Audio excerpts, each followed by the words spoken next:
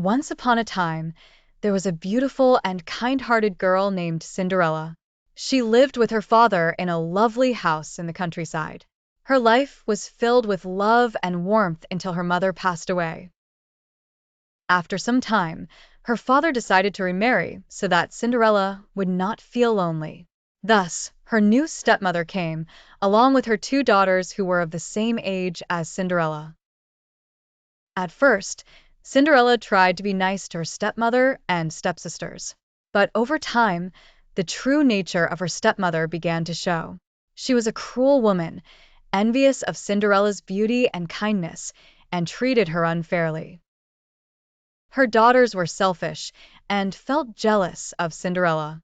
After Cinderella's father passed away, her life became much harder. Her stepmother turned her into a servant in her own home, forcing her to do all the difficult household chores. Cinderella would wake up every morning early to clean the house, wash the clothes, and cook the food, while her stepmother and stepsisters enjoyed comfort and luxury. Despite all this injustice, Cinderella did not lose her kindness or hope. She found solace in her friendship with the small animals that lived around the house.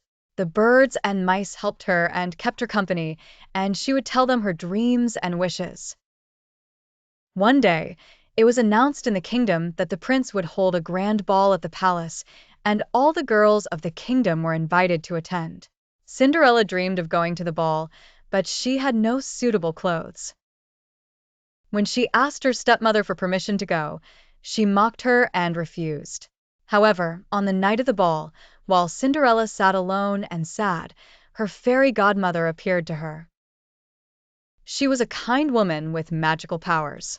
With a wave of her magic wand, she transformed Cinderella's shabby clothes into a beautiful gown and gave her a sparkling glass slipper.